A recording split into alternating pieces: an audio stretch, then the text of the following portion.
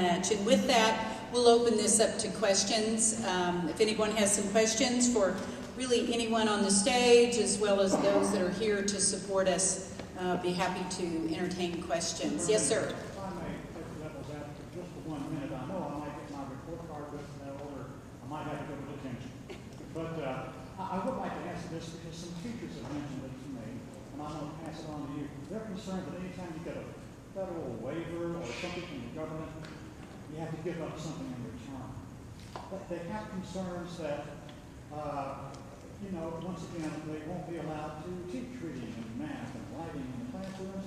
They'll be tied down, as you know, with the paperwork that goes along with the mandates. For those teachers out there who aren't here today, who are listening, what could you do to reassure them that this is a positive for them and not more paperwork and taking away from their teaching time? Absolutely. You know, that is why we were anxious to get the input of educators across the state, and that is a big component of this. And to get other folks, comments from other folks in the state and the community, and we worked on that. This is not one of those situations. This is a pivot to a new system that will actually serve as a foundation and a basis so districts can actually pursue effective instruction within the classroom. This is really freeing them up to do what they know to do best, which is to teach children. And so we're very excited. The word flexibility is something that I would underline on this. And because we knew there were some concerns about that, we wanted to be sure to get educators' input into this. Thank you. Yes, ma'am. I was talking with the Tulsa Teachers Union. They said they had concerns because as part of the waiver, the state could take over underperforming schools. Is there any truth to that? There are provisions in this for what we call the opportunity to form a new partnership with districts. Many districts are doing so many great things, but there are some areas where additional partnership and additional interaction with the State Department can kind of turbocharge, if you will, the entire opportunity to help students learn. This is about everything also from focusing on reward schools as well, and those schools that are exemplary. One of the things that I'd like to do in the future is to do a clearinghouse of best practices, and to allow districts to take a look at those clearinghouse of best practices from those reward schools and say, well, gosh, that school has the same demographic and number of students as we do, and start a policy and work and peer-to-peer interaction on improvement and sharing about how those things could apply to their district. So this is a process where everybody's in this together as a partnership and are just absolutely focused on doing what we can to help those schools improve. Superintendent, to clarify, are you planning to take over Hill High School or any other of the schools? Well, I know that is a rumor that going around, but I can tell you no decision has been made on any of our priority schools at all. We're going to be going through a very careful and involved evaluation process. We're bringing in educators from across the state, community members from across the state, and taking a look at the capacity reviews that those priority schools have filled out, and taking a look at data from all of the data on the total performance of the school. And with the work and the help of those community partners and other educators, and the work that we're doing, making a decision regarding how we're going to form a new partnership and how we're going to be interacting with those schools. But there's been no specific types of decisions made at all. When did the school districts anticipate hearing an answer? The deadline for turning in the capacity reviews is February 15th. And then on all 77 schools. And then the evaluation process will move along absolutely as quickly as we can. And we will begin the process of working with those schools, and then anticipate visiting with state board members and presenting something to them in terms of an action plan, hopefully at our March meeting. There were some concerns raised from the State Department on the application, particularly about measuring the growth among the lowest sector students and possibly them being left behind or early shadowed. How did you address those in the reapplication, and were those concerns addressed?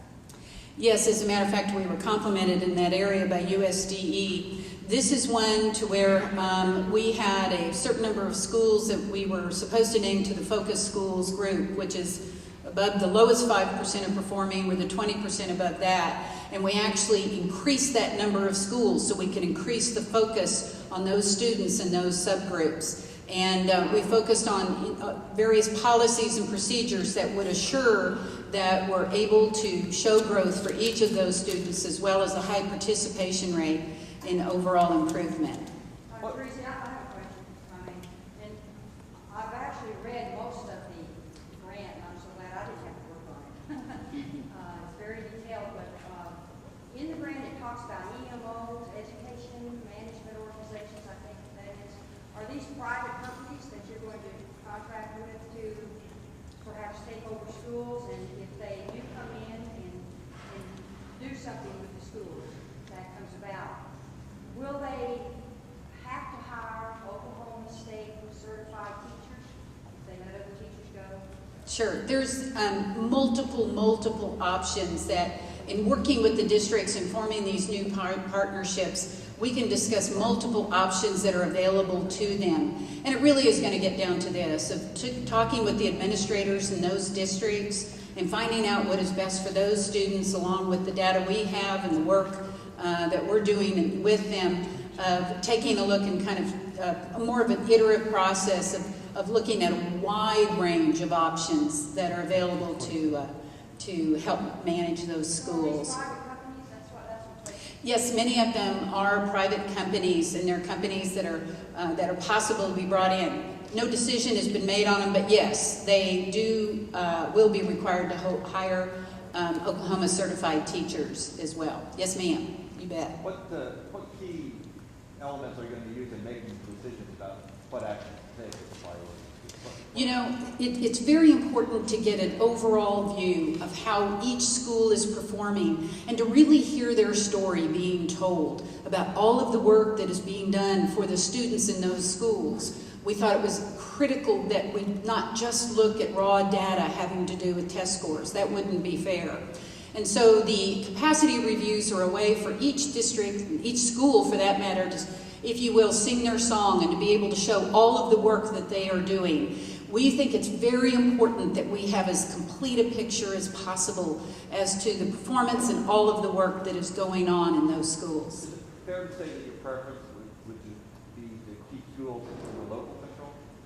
Absolutely. Local control is very, very important. You bet. And we as the department want to be a partner in that and to be very supportive. But this system is allowing us to then look at shining additional resources and opportunities for training for those teachers. There are several things that we have put aside where we reserve training spots for different teachers, such as an AP and pre-AP programs. We have reserved spots in our pilot program for AP and Geomath for those students in grades 8, 9, and 10. It is a way to do, as I said, everything we can to kind of turbocharge the effort for each of those individual schools. Time for 2 more questions. 2 more, okay. What are some of the challenges you face in implementing these, particularly with the student growth data? Is the state ready to analyze data in that way, and how are you going to take there? Well, we've been deep into that process and working with it relentlessly to make sure we have a very accurate assessment of all of the data.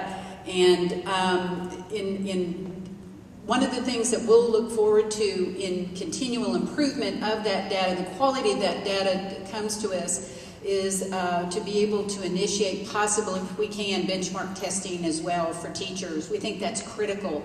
We have to establish growth, and we need to allow teachers to show that measurement of growth over a period of time. So we are very excited to institute all of the different changes, and yes, it's very important that you use data to drive those decisions. One more question now.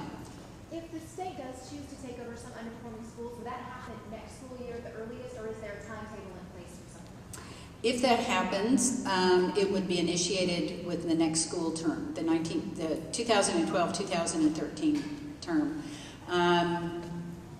think the term taking over a school is kind of a rough term. We're looking at it as a very particular type of partnership with that district. But All right. semantics, you're still taking over a school, is that correct? We are assuming responsibility in a partnership with the district to look at multiple options to help those students perform. And this really is one to where there will be multiple options available to us for all of these schools. And once we get a chance to look at these capacity reviews, we can do a little bit more of a detailed outline about how that's going to look. Thank you very much. We appreciate everybody coming out today for this celebration. Thank you so much.